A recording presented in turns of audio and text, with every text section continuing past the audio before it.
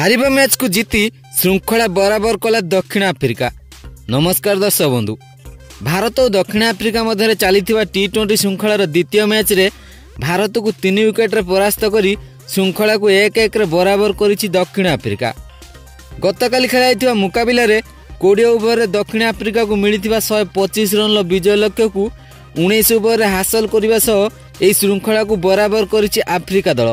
प्रथम बैटिंग करी भारत बैटिंग विपर्ययर सामना करिया परे हार्दिक पांड्या धैर्यपूर्ण 45 बॉल 39 रन एवं अक्षर पटेल 27 एवं तिलक वर्मा 20 रन बल दक्षिण आफ्रिका सामने मात्र 125 रन विजय लक्ष्य रखी पारिथिला, जहाकु दक्षिण आफ्रिका बहुत कष्ट 19 ओवर हासिल करथिला।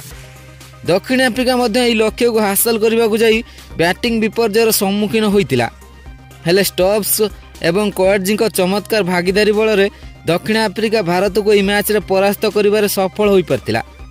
तेबे एही मैच रो संपूर्ण विवरणी आमे आपन को जणाइबो एही वीडियो रे, किंतु एहा पूर्वरु जदि आपण भारतीय दल को सपोर्ट करूछंती ताले वीडियो को लाइक कर दियंतु एवं भारत कोन एही श्रृंखला को जीति पारिबो दयाकर निजर मूल्यवान मतामत कमेंट करि जणांतु। तेबे आसंतु जानिबा संपूर्ण खबर। दर्शक बंधु, गतकाली खेला मुकाबिला रे घरोई दक्षिण आफ्रिका प्रथम टॉस जीति बोलिंग निष्पत्ति नहीं एवं भारत को बैटिंग पर आमंत्रण करथिला। तेबे प्रथम बैटिंग आरंभ करथिला भारतीय दल को प्रथम ओवर रे ही झटका लागिथिला जेतेबेले मार्को यानसेन गत मैच रो शतकधारी संजू सैमसन को मात्र 0 रन ले बोल्ड करी पाविलियन फेराई देथिले। एहा परे भारतीय दल बड़ बैटिंग विपर्ययर सम्मुखीन होइतिला।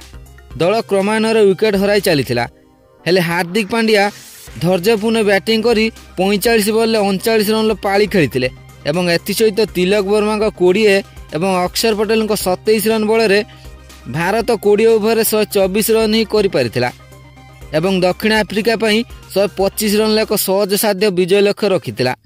तेबे विजय लक्ष्य को हासिल करने दक्षिण आफ्रिका को बहुत संघर्ष करने को पड़ता। दल 12.2 ओवर मात्र 66 रन ले 6 विकेट हराई संकट में पड़ जाइथिला, हेले दलर युव ऑलराउंडर स्टब्स कोएटजी मिसी शेष पर्यंत संघर्षपूर्ण बैटिंग करथिले एवं दल को विजयी कराइथिले। 3 नंबर बैटिंग करने को आसीथिबा स्टब्स 41 बॉल 47 रन एक दायित्वपूर्ण पाली खेलिथिले एवं कोएटजी 9 बॉल धुआंधार 19 रन पाली खेलिथिले। स्टब्स को तांकर चमत्कार संघर्षपूर्ण खेल पई मैन ऑफ द मैच भाव विवेचित कराइथिला। भारतीय दल पक्षर वरुण चक्रवर्ती सर्वाधिक 5 विकेट हासिल करथिले। तेबे आपणक मतरे भारत कोन एही श्रृंखला को जीति पारिबो? निजर मूल्यवान मतामत दयाकरी कमेंट कर जणांतु।